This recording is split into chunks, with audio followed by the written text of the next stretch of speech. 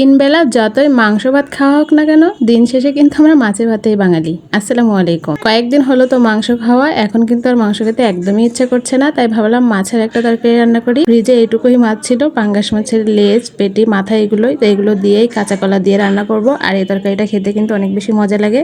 তো প্রথমে আমি মাছগুলো ধুয়ে ক্লিন করে নিয়েছি। মাছগুলো হালকা করে ভেজে নেব, সেজন্য মাছের তেলটা প্রথমে কড়াইতে দিয়ে দিয়েছি। পাঙ্গাস মাছের এই তেলটা থেকে কিন্তু অনেক বেশি তেল বের হয়ে আসে। তো প্রথমে এই তেলটা জাল করে নিলে, সেই তেলে মাছ ভাজলে মাছটা খেতে কিন্তু অনেক বেশি মজা হয়। তো তেলটা জাল করে নিয়ে আমি মাছগুলো দিয়ে দিয়েছি, হালকা করে এখানে ভেজে নেব। মাছের মাথা, লেজ, এই অংশগুলোই ছিল। তো এইগুলো দিয়েই ভাবলাম তরকারিটা রান্না করি। কয়েকদিন ধরে মাংস খেতে খেতে তো এখন আর একদমই খেতে ইচ্ছা করছে না। তাছাড়া আমরা মাংসের থেকে মাছটা একটু বেশিই পছন্দ করি। মানে মাংস না খেয়ে থাকতে পারবো এক মাস, মাছ না খেয়ে একদিনও থাকতে পারবো না, এরকম একটা অবস্থা। তো যাই হোক, মাছগুলো ভেজে উঠিয়ে নিয়েছি আর এখন কলাগুলো দিয়ে দিয়েছি ওই তেলের ভিতরে।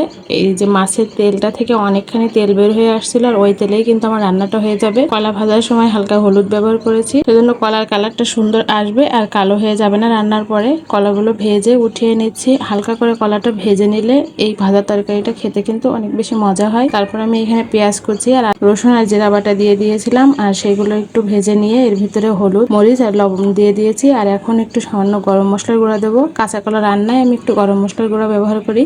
তাছাড়া পাঙ্গাস মাছ দিয়ে যেহেতু রান্না করছি, পাঙ্গাস মাছ তো অনেক বেশি তৈলাক্ত মাছ, একটু গরম মশলার গুঁড়ি দিলে তরকারিটা খেতে ভালো লাগবে। মশলাটা ভালো মতো কষিয়ে নিয়ে কলাগুলো দিয়ে দিয়েছি। কলাগুলো একটু সময় নিয়ে কষিয়ে নিব। কাঁচা কলা রান্না হতে কিন্তু অত বেশি সময়ও লাগে না, একটুখানি পানি দিয়ে কলাটা ভালো মতো কষিয়ে নিব। এমনিতেই কিন্তু অনেক বেশি গরম পড়ছে, আর এত গরমে কোনো কিছুই ভালো লাগে না রান্না বান্না, খাওয়া দাওয়া। বিশেষ করে গরুর মাংস তো গরমে একদমই খেতে ইচ্ছে করছে না। তো যাই হোক, কলাগুলো একটু সিদ্ধ হওয়ার জন্য আমি এখানে ঢাকা দিয়ে দিব।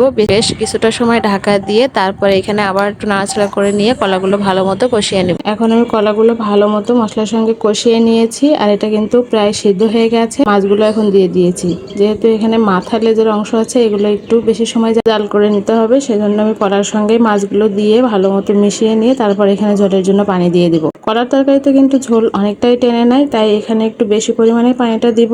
কলার তরকারি একটু ঝোলঝোলি খেতে ভালো লাগে, এই অনুযায়ী পানিটা দিয়ে দিয়েছি। গরমের দিনে ঝোলের তরকারি কিন্তু সেরা তরকারি।